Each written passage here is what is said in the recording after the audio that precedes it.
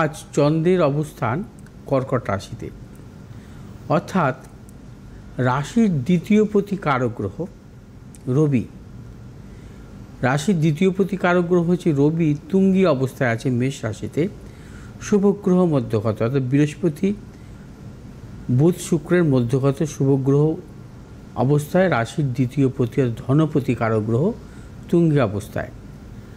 আবার রাশির একাদশপতি কারক গ্রহ অর্থাৎ আয়পতি কারক গ্রহ শুক্র তুঙ্গী অবস্থায় আছে মীন রাশিতে, এবং আয়স্থানে শুভগ্রহ বৃহস্পতির অবস্থান।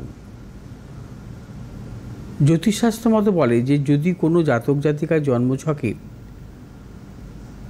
ভাব দ্বিতীয় পতি অর্থাৎ ধনপতি কারক গ্রহ এবং একাদশপতি কারক গ্রহ যদি স্বক্ষেত্রস্থ থাকে, যদি তুঙ্গী অবস্থায় থাকে, তাদের জীবনে প্রচুর অর্থ আসে।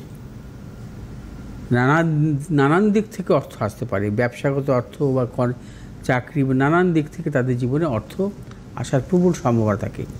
অর্থাৎ এই ধরনের যোগকে বলা হয় রত্নাঞ্জলি যোগ।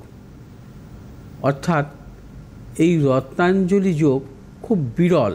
অর্থাৎ জন্মছকে ধনপতি তুঙ্গী, আয়পতি তুঙ্গী।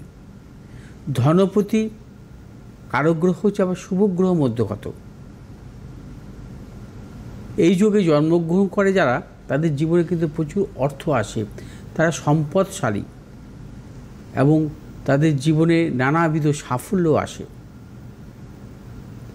আজ আবার গণ্ডযোগ। গণ্ডযোগ কিন্তু প্রবল অশুভ যোগ। এই যোগে জন্মগ্রহণ করা জাতক জাতিকাদের কিন্তু বিদ্যাক্ষেত্রে সাফল্য আসে না, বিদ্যাক্ষেত্রে নানা রকম প্রতিকূলতা আসে। তাদের জীবনে শারীরিক এবং মানসিক প্রতিকূলতা লেগেই থাকে। তারা অত্যন্ত চঞ্চলমতির হয়। তাদের কর্মজীবনে কিছু সমস্যা থাকে, অর্থাৎ কর্মজীবনে নানাবিধ বিড়ম্বনা কিন্তু তাদের জীবনে লেগে থাকে।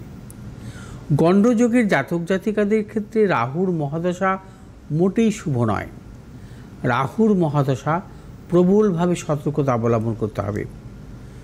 যদি রাহু তাদের জন্মছকে নিচস্থ থাকে, দুস্থানগত থাকে, সেই রাহুর দশায় তার জীবনে কিন্তু বড় কোনো ভাগ্যের বিপর্যয় কিন্তু আনতে পারে।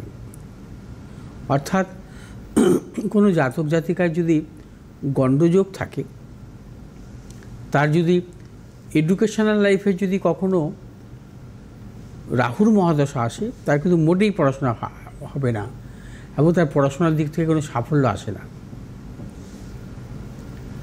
আজকের গোচর অনুযায়ী মূলত কন্যা রাশি, তুলা রাশি, মকর রাশি, মীন রাশি এবং মেষ রাশি, এই 5টি রাশির পক্ষে বেশ শুভ। আজ যে কোনো শুভ কাজে অগ্রসর ক্ষেত্রে, সেক্ষেত্রে আপনারা আপনাদের ঘরে শ্রীকৃষ্ণের উদ্দেশ্যে সাদা চন্দন অবশ্যই অর্পণ করবেন, অথবা জগন্নাথ দেবের উদ্দেশ্যে সাদা চন্দন কর্পূর মিশ্রিত করে আপনারা কিন্তু অর্পণ করে শুভ কাজে বেরিয়ে যান, সাফল্য মিলবে।